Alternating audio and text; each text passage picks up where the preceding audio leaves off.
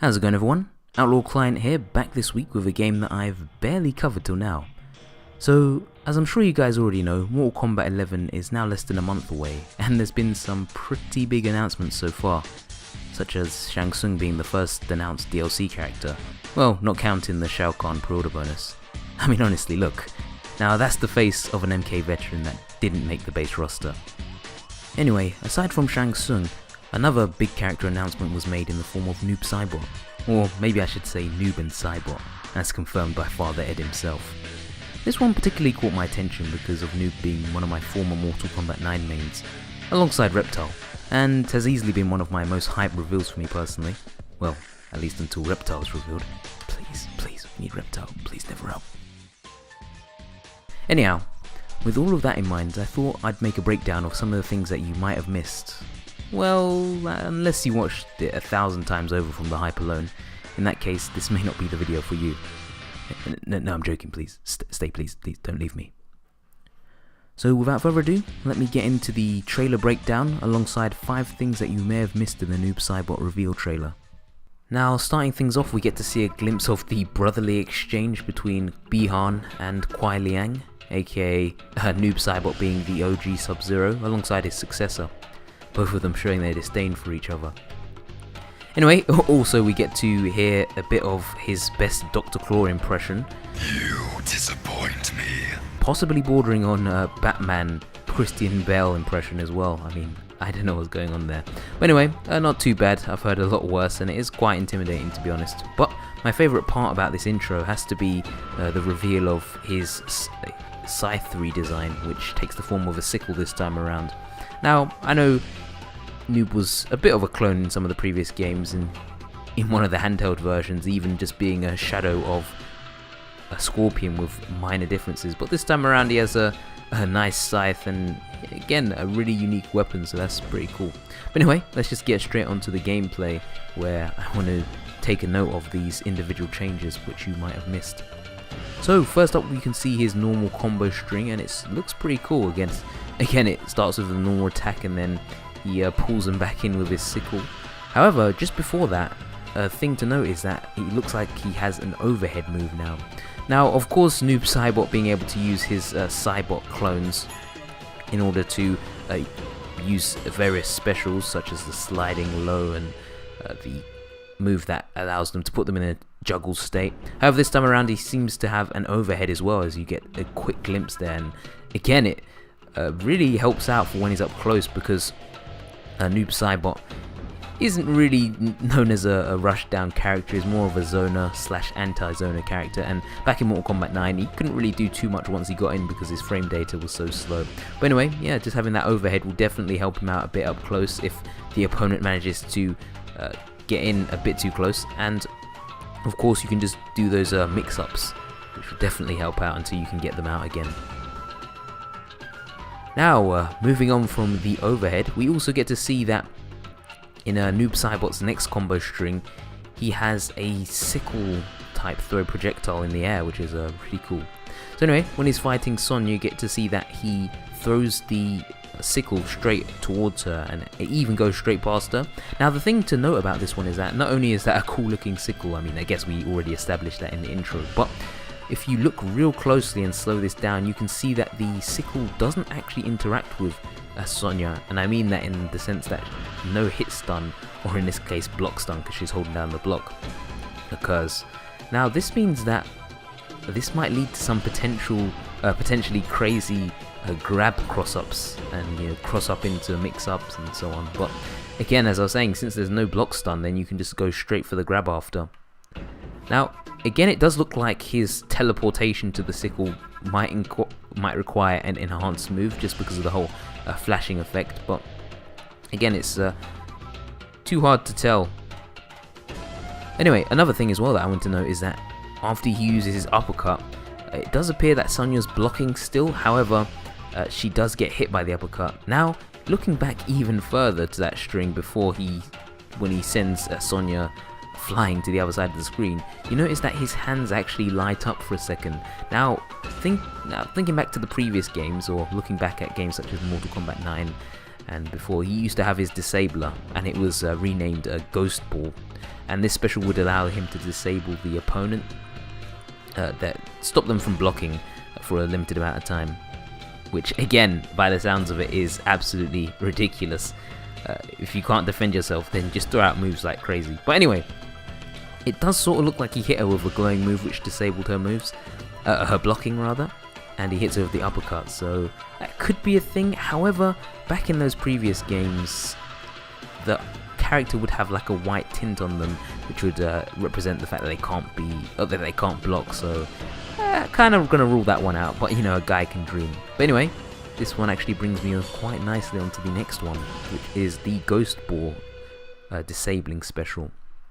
Now, as I mentioned in previous games, Noob Saibot could hurl out a projectile which would disable the opponent's blocking, and it looks as though Noob Saibot is definitely keeping that one. Now, again, once he uses it on Sub-Zero, and again, you know, I can't complain about this Sub-Zero abuse. I mean, if anyone's going to do it, then Noob Saibot's the perfect character. But if you look closely at his hands or slow it down, it does look like he shoots a projectile, which is exactly how it appeared in the previous games. Now, again, there's no reason for them to change it, so I think this is a pretty safe assumption, but another thing that we do need to double check eventually is that whether or not he still has the Spirit Ball version, which is just the enhanced version of the Ghost Ball. And not only does it stop blocking, but it also confuses the opponent because their controls become reversed for a bit, so that could definitely be a strong move against the opponents, especially if you could put this in the middle of a combo, as you can see there. Noob Saibot using that sickle, or that shadow clone sickle grab, which looks as though, or makes it appear as though this is being used mid-combo. So again, this could be a really strong option for continuing your pressure, and of course just keeping the opponents away by throwing out a shadow clone. So next up, Noob Saibot also has access to a dive kick as well. Now, again, it's not a true dive kick. I like to call it the noob kick, the bootleg dive kick, but again, manages to cover some space, and it definitely complements Noob's gameplay because he is a zoning type character, so always something to look out for. Anyway, moving on to the next fight sequence, I'd like to draw your attention to the actual stage itself as opposed to Noob. And this is actually a really cool stage, or one of my favourites that I've seen so far, because it seems to be a quick nod to the cyber initiative seen in the lore of Mortal Kombat, where the whole ninjas were transformed into robots by their respective, well actually I believe it was the Lin Kuei, such as Sub-Zero. And speak of the devil, we have a Cyber Sub-Zero there being assembled in the background. But alongside Cyber Sub-Zero, there were other ninjas as well, such as Smoke and Cyrex and Sector. And you can just see how there's the conveyor belt and everything in the background, which further solidifies this. Anyway, you'll later see Noob grab an interactable from the background, which appears to be Cyrex's, or none other than Cyrex's buzzsaw type weapon, and uses it to finish off Raiden. But you know, guys, this is Mortal Kombat, so we'll see him get up very soon. But yeah, a very short sequence, but still really cool nonetheless. As I was saying, probably one of my favourite references in a stage. Does it mean Cyber Sub-Zero won't make it? I don't think so. In the past, there have been characters that make cameo appearances in backgrounds, and then they've appeared as playable characters later. So, Cyber Sub-Zero fans, just you might want to hold out hope, because it's, you know, all hope isn't lost yet. Anyway, moving on to the next scene, and I'm actually going way over my script now because I only had 5 points, but I mean, that's why scripts never work out for me. I need this to be as thorough as possible. The noob hype must live on. Anyway, as I was saying, the next sequence where it seems as Noob is fighting, is it Cassie Cage there? Or Sonya? Either way, you get to see that Noob Saibot dodges the special and punishes with his, what looks like to be his 4, which causes a launch. And the most important thing to note here is that with Noob Saibot's combos, now the thing is that his enhanced portal move in the previous game would actually just cause a bit of extra damage.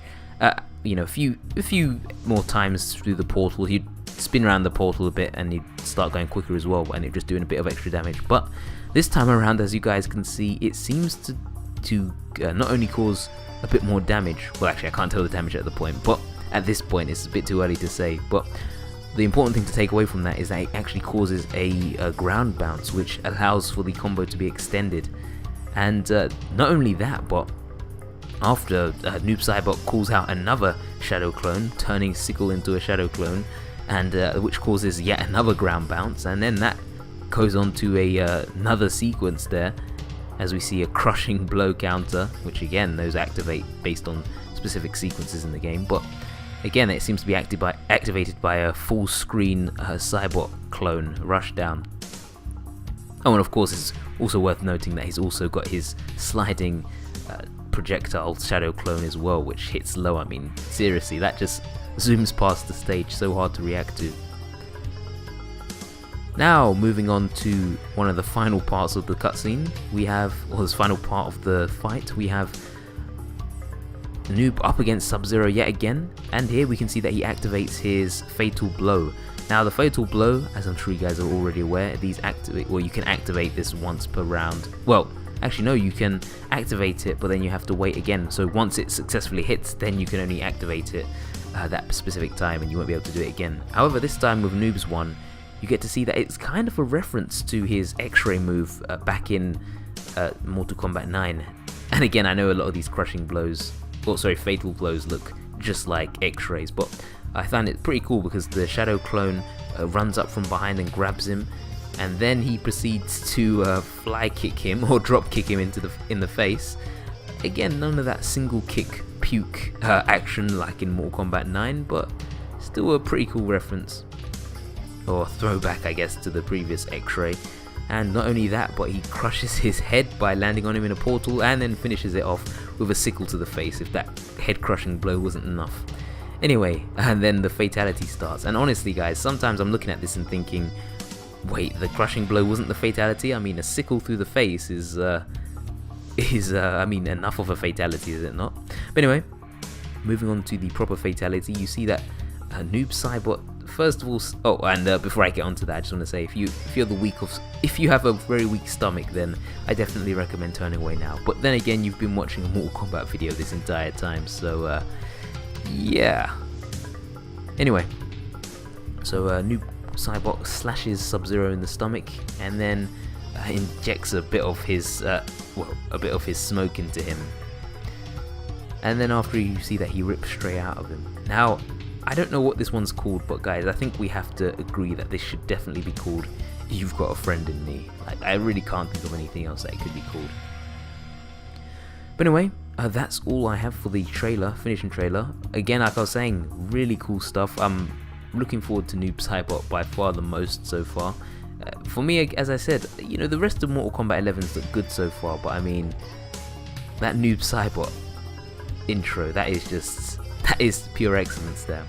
Anyway, what do you guys think of this analysis? Did you enjoy it? And if so, do you want to see me do any other characters? I haven't really covered too many at the moment, but I'll definitely be looking to include some more in the future. And if it is Reptile, then you won't have to ask me twice. Anyway, thanks again for watching, guys. If you enjoyed this, please leave a like, it definitely helps me out. And of course, a subscription alongside the hitting that bell, because for some reason YouTube doesn't seem to want to alert people nowadays. So yeah, go for the bell, guys. That's the only way to go. Anyway, thanks again, and I'll see you next time, guys. Peace out.